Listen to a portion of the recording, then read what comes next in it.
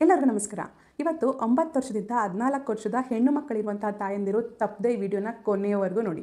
ಇತ್ತೀಚೆಗೆ ಭಾರತದಲ್ಲಿ ಹೆಚ್ಚಾಗಿರುವಂತಹ ಕ್ಯಾನ್ಸರಲ್ಲಿ 2ನೇ ಪ್ಲೇಸಲ್ಲಿ ಸರ್ವೈಕಲ್ ಕ್ಯಾನ್ಸರ್ ಇದೆ, ಅಂದರೆ ಗರ್ಭಕೋಶದ ಕ್ಯಾನ್ಸರ್. ಈ ಸರ್ವೈಕಲ್ ಕ್ಯಾನ್ಸರ್ ಬರೋದಕ್ಕೆ ಮುಖ್ಯ ಕಾರಣ HPV, ಹ್ಯೂಮನ್ ಪ್ಯಾಪಿಲೋಮಾ ವೈರಸ್. ಈ ಹ್ಯೂಮನ್ ಪ್ಯಾಪಿಲೋಮಾ ವೈರಸ್ಸಿಂದನೇ ಸರ್ವೈಕಲ್ ಕ್ಯಾನ್ಸರ್, ವೆಜಿನಲ್ ಕ್ಯಾನ್ಸರ್, ಇನ್ನೂ ಕೆಲವು ಕ್ಯಾನ್ಸರ್ಗಳು ಬರೋ ಚಾನ್ಸಸ್ ತುಂಬ ಜಾಸ್ತಿ ಇರುತ್ತೆ. 30 ವರ್ಷ ಆದಮೇಲೆ ಈ ಸರ್ವೈಕಲ್ ಕ್ಯಾನ್ಸರ್ ಹೆಚ್ಚಾಗಿ ಕಾಣಿಸ್ತಾ ಇದೆ. ಅದು ಕೂಡ 3ನೇ ಸ್ಟೇಜು 4ನೇ ಸ್ಟೇಜಲ್ಲೇ ಈ ಕ್ಯಾನ್ಸರ್ ಗೊತ್ತಾಗ್ತಾ ಇದೆ.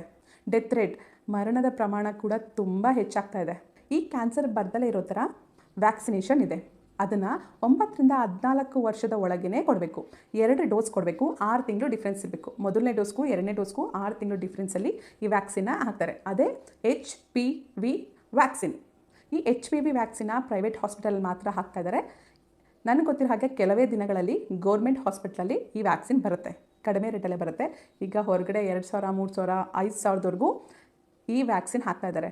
ಆದರೆ ಗೌರ್ಮೆಂಟ್ ಹಾಸ್ಪಿಟಲಲ್ಲಿ ಆದಷ್ಟು ಬೇಗ ಬರುತ್ತೆ. ₹1,000 ಒಳಗೇ ಈ ವ್ಯಾಕ್ಸಿನ್ ಸಿಗುತ್ತೆ. ಈಗ ಹೆಣ್ಣು ಮಗುಗೆ 13 ವರ್ಷ ಆಗಿದ್ದರೆ ನೀವೊಂದು 6 ತಿಂಗಳಾದರೂ ವೆಯ್ಟ್ ಮಾಡ್ಬೋದು. ಆದರೆ 14 ವರ್ಷ ತುಂಬ್ತಾ ಇದೆ ಅನ್ನೋರು ಮಾತ್ರ ದಯವಿಟ್ಟು ವೆಯ್ಟ್ ಮಾಡೋಕ್ಕೆ ಹೋಗಬೇಡಿ.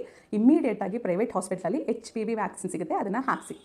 ಈ HPV vaccine cervical cancer, vaginal cancer, ಬೇರೆ ಥರದ ಕ್ಯಾನ್ಸರ್ ಬರ್ದಲೇ ಇರೋ ಥರ 90% ತಡೆಯುತ್ತಂತೆ.